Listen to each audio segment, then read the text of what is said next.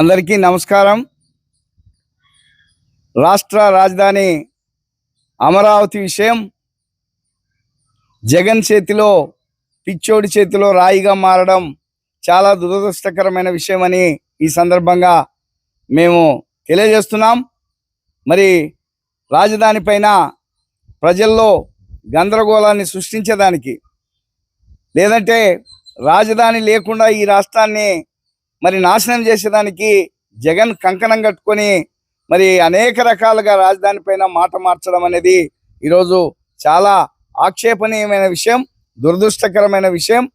గతంలో మరి ప్రతిపక్షంలో ఉన్నప్పుడు అమరావతి రాజధాని అని చెప్పాడు. తర్వాత అధికారం వచ్చిన తర్వాత 3 ప్రాంతాల మధ్యన చిచ్చు పెట్టేదానికి, ప్రాంతీయ మరి విద్వేషాలను రగిల్చేదానికి 3 రాజధానులు అని చెప్పి వైజాగ్లో, అమరావతిలో, కర్నూలులో అని చెప్పేసి 3 రాజధానులు 3 ముక్కలాట చేయడం జరిగింది.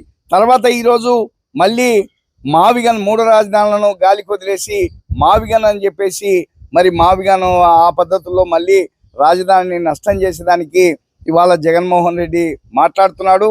ఇది చాలా ఖండించదగ్గ విషయం. ఎందుకంటే ఇప్పటికే రాజధానిలో మరి శరవేగంగా కేంద్ర ప్రభుత్వం గౌరవ భారత ప్రధాని నరేంద్ర మోడీ గారి నాయకత్వంలో, అదేవిధంగా ఈ రాష్ట్ర ముఖ్యమంత్రి మరి గౌరవ నాయకుడు నారా చంద్రబాబు నాయుడు గారి ఆధ్వర్యంలో, ఎన్డీఏ కూటమి ప్రభుత్వ ఆధ్వర్యంలో మరి రాష్ట్ర రాజధాని పనులు శరవేగంగా జరుగుతున్న విషయాన్ని మనం చూస్తున్నాం. 50,000 కోట్ల రూపాయలతో మరి అమరావతి నిర్మాణ పనులు వైపున సాగుతుంటే అమరావతిని ఏ రకంగా నాశనం చేయాలనో ఇవాళ బాధ్యత లేని మరి విద్వేషాలను చింబే జగన్మోహన్ రెడ్డి గొడ్డలి పార్టీ అధ్యక్షుడు ఏ రకంగా మాట మార్చుతున్నాడో ఇవాళ అందరూ చూస్తున్నారు. మరి ఇట్లాంటి పార్టీని ప్రజలు శాశ్వతంగా తిరస్కరించాల్సిన అవసరం ఎంతైనా ఉందని ప్రజలకు మనవి చేస్తూ, అంతేకాకుండా ఈరోజు రాయలసీమను మరి ఒకనాడు రాళ్లసీమ, ఒకనాడు కరువు సీమ, అట్లాంటి సీమను మరి సస్యశ్యామలం చేసేదానికి, అట్లాంటి సీమను అభివృద్ధి పదంలో నడిపించేదానికి, రాయలసీమను రాయలసీమగా మార్చేదానికి, రాయలసీమను బంగారు సీమగా చేసేదానికి ఏ రకమైన కార్యక్రమాలు చేస్తున్నారో ఈ రాష్ట్ర ప్రభుత్వం, మన ముఖ్యమంత్రి చంద్రబాబు నాయుడు గారు మనందరం చూస్తున్నాం. ఈ నెల 3వ తారీఖున మరి జమ్మలమడుగులో, కడప జిల్లా జమ్మలమడుగులో రాయలసీమ స్టీల్ ప్లాంట్కు శంకుస్థాపన చేసి 16,000 కోట్ల రూపాయలతో జిందాల్ వాళ్ళ సంస్థతో అక్కడ స్టీల్ ప్లాంట్ ఏర్పాటు చేసేదానికి చర్యలు తీసుకుంటున్నాడంటే ఇది రాయలసీమ పట్ల చంద్రబాబు నాయుడు గారికి ఉన్న చిత్తశుద్ధి.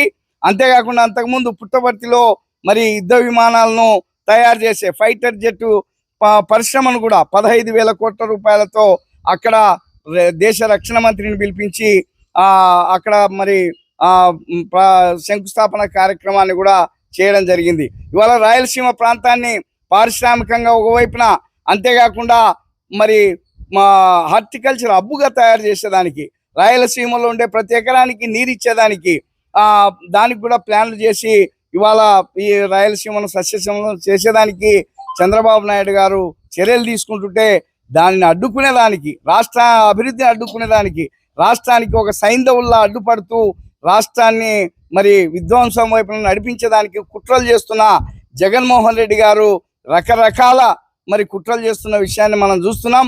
కులతత్వాన్ని రెచ్చగొడుతున్నాడు, కులాల కుంపట్లను రగిలించాలని చూస్తున్నాడు, ప్రాంతీయ అసమానతలను రెచ్చగొట్టాలని చూస్తున్నాడు, అమరావతిని అడ్డుకుంటున్నాడు. మరి వీటన్నిటిని కూడా లెక్క చేయకుండా, మరి కుట్రలను కుతంత్రాలను అన్నిటినీ లెక్క చేయకుండా మరి రాష్ట్ర ప్రభుత్వము, ఎన్డీఏ కూటమి ప్రభుత్వం, నారా చంద్రబాబు నాయుడు గారి నాయకత్వంలో, లోకేష్ బాబు గారి నాయకత్వంలో, పవన్ కళ్యాణ్ గారి నాయకత్వంలో రాష్ట్ర సర్వతో ముఖాభివృద్ధి ధ్యేయంగా రాష్ట్ర రాజధానిని నిర్మించేందుకు మరి పట్టుదలతో పనిచేస్తున్న విషయాన్ని మనం చూస్తున్నాము. కాబట్టి ప్రజలందరూ కూడా ఈ మావిగన్ విధ్వంసకారునికి, లేదంటే ఈ అభివృద్ధిని అడ్డుకునే ఈ సైంధవునికి, జగన్మోహన్ రెడ్డికి మరి ఎట్లాంటి అవకాశాలు ఇవ్వకూడదు. ఈ పార్టీని రాజకీయాల నుంచి శాశ్వతంగా బహిష్కరించాలని ఈ సందర్భంగా తెలియజేస్తున్నాం. మీడియా సోదరులకు మరి అదేవిధంగా ఈ ప్రెస్ మీట్లో పాల్గొన్నటువంటి నంద్యాల పార్లమెంటు జిల్లా కార్యదర్శి గోవింద్ గారికి, మరి